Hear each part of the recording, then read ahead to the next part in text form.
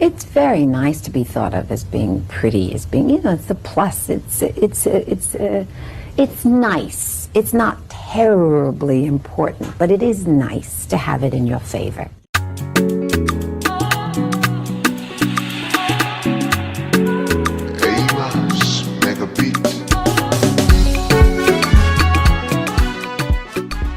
Hi guys, welcome back to my channel. Thank you so much for being here, and I really do appreciate your time. If I sound strange, it's because I am dealing with fall hay fever and allergies, so if I sound a little congested, that is why. But I wanted to come on here and I wanted to quickly give my thoughts on this particular discussion that keeps coming up regarding Cardi B's race or ethnicity. If you don't know, Cardi B is an Afro-Caribbean Latina. Latina. I guess Latina or Hispanic. Well, she would probably call herself Latina. It's a bit touchy because typically Hispanic refers to Hispaniola or someone who is from Spanish speaking countries, whereas a Latino or a Latino refers to someone who comes from Latin America. So that's pretty much Mexico and down. So that includes everyone, not just the Spanish speaking countries. So that includes Brazil, places like that. But she would most likely identify as the Afro-Caribbean Latina. So why is she an Afro-Caribbean Latina is because her mother is Trinidadian and her father is Dominican. And if you don't know anything about these countries, similar to Jamaica, anywhere, even in how is it America? Anywhere where the diaspora was dispersed, right? The Africans who were taken from West Africa and dispersed among the Caribbeans and Americas and that whole process, right? That created pockets of people that were mixed with the indigenous Native Americans in the Caribbeans, in the North Americas, and the South Americas. So you have the West African slaves or the West African enslaved people mixed with whatever indigenous peoples were specific to that region, as well as the combination of the colonizers, the enslavers, that mixture. So you have, depending on where you are in the Caribbean or where you are in the North Americas or the South Americas, that mix of people will consist of different phenotypes, right? So that is how you have people in the Caribbean, specifically Trinidad, that are more African looking, or that go all the way to what, some people will say coolie, which is when you have Trinidadians who look like they're literally East Asian, but when they open their mouth, they sound Trinidadian. Their culture is Trinidadian, their language. So that is how you get that. That's how you get that mixture of people. So there's not one look that Trinidadians have. There's not one look that Dominicans have. Okay? That's why I say all the time on my channel, there are white Hispanics, there are black Hispanics, there are white Latinos, there are black Latinos. See, Latin America and the Caribbeans are not a race.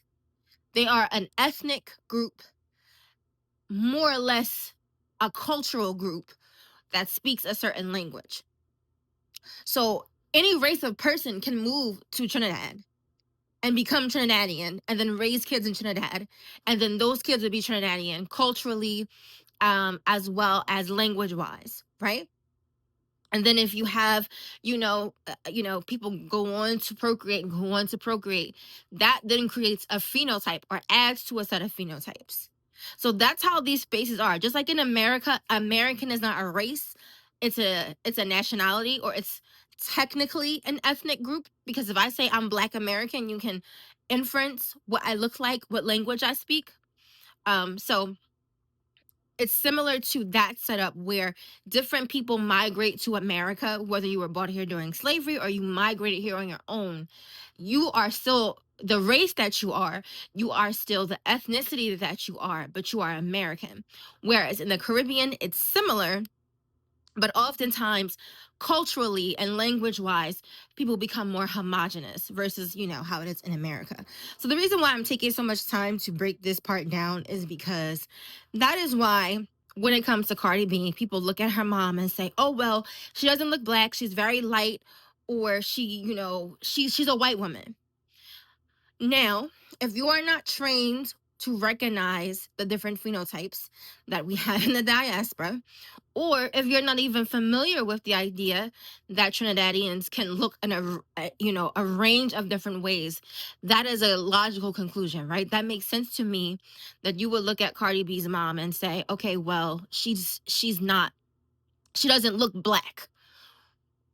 I can understand that logic to an extent. Where you lose me is the fact that based off of that logic, any light-skinned person, any light-skinned black person that has looser hair texture and lighter skin also would not count as black. And this is what I mean when I say a lot of times y'all like to play. I notice y'all like to play with people's blackness. Y'all like to label people black when you like them, when you want to claim them, and then when you don't like them, you want to revoke the blackness from them. I don't understand that, right? I look at Cardi B's mom, I see a black woman. I do not see this white woman that y'all keep claiming her as, that y'all keep trying to make her. I don't see that. I see a Trinidadian woman. Even her father, when you look at her father, he looks like a typical Dominican man. Just like what I just explained about the Caribbean. The Dominican Republic is the same way. That's why when you see different people who are Dominican, they will have different phenotypes, because it's the same process by which migration, slavery, colonization creates a melting pot of different phenotypes. And depending on who you're related to and who has what and who sleeps with who and who marries who, that's how you're going to get different phenotypes. But just because someone does not match what your assumption is about a certain race or ethnicity, it's extremely ignorant to discount them or say, oh, well, they can't be this or they can't be that. Like, I get that a lot on my channel. Because there are people who are unfamiliar with knowing what Afro Latinos look like, and they don't have a working knowledge or like a reference point, they, not so much now because most of those people are blocked. But every now and then somebody will come to my channel and tell me I'm not Latina or I'm not an Afro Latina because I don't look like it, because I look black. And then my response to them, they probably think I'm being sarcastic before they get blocked, but I'm saying, yes, I look black because there are black Hispanics. I don't understand, like, what should I look like? I don't get it. But like I said, if your own ignorance prevents you from recognizing someone's ethnicity, it's wild to jump to, well, you can't be what it is because I can't recognize it. That's crazy. But that's really what people do. So I don't understand why, when you look at Cardi B's mom, she's a light-skinned Trinidadian black woman, and then you look at Nicki Minaj's mom, who is a light-skinned Trinidadian black woman, why is one accepted as, okay, she's Trini, so I accept it, and the other isn't? Now, I know that some people, based off of which group they stand for, they're going to pick one over the other. I understand that people are not always using logic when they participate in these debates on social media. But I really, looking at both their moms, to me, they both look about the same. Like, I'm not seeing the huge difference. And like I said, I think a lot of times people view blackness as based off of how they feel about the person, right? So what I don't understand that particularly black women do is they'll say all the time, oh, Cardi B is not black, she's not black, she's not black. But then they'll scream from the rooftops that Meghan Markle is a black woman, which I don't understand that for the life of me. Meghan Markle phenotypically doesn't even look black. When I first saw her on Suits, I thought she was a Latina. I thought she was a white Latina. If you would have told me that she had a black mom, I would have been like, oh, wow. So I mean, aside from what she phenotypically looks like and how she's racialized, she said out her own mouth that she's never claimed black. Like, she didn't claim blackness until recently. Like, she's been honest about that. So I don't understand how Cardi B's mom is a white woman, but Meghan Markle is a black one. How y'all work y'all brains to see that, I don't understand. But I just feel like a lot of times this comes down to who can say nigga. And I don't understand why blackness is oftentimes reduced to negatives or stereotypes. Like, being black is a privilege for good reasons. And I take my time on my channel to demonstrate that by our beauty, by our hair, by our cultural references. Being a part of the diaspora is beautiful. It's a testament to the strength of our ancestors, of our people. And so I don't understand why blackness oftentimes hinges upon who can say nigga and what white people view. Because a lot of times when we have this conversation, people will determine blackness by how much racism a white person would delve out to them. So if a white person will look at you and be like, oh, you're just a nigga, that's what makes you black. I don't understand why our like litmus tests or our standards of blackness are connected to such negative things. Like, who could say nigga? Okay, fine. I understand for a lot of black people in the diaspora, we have reclaimed that word.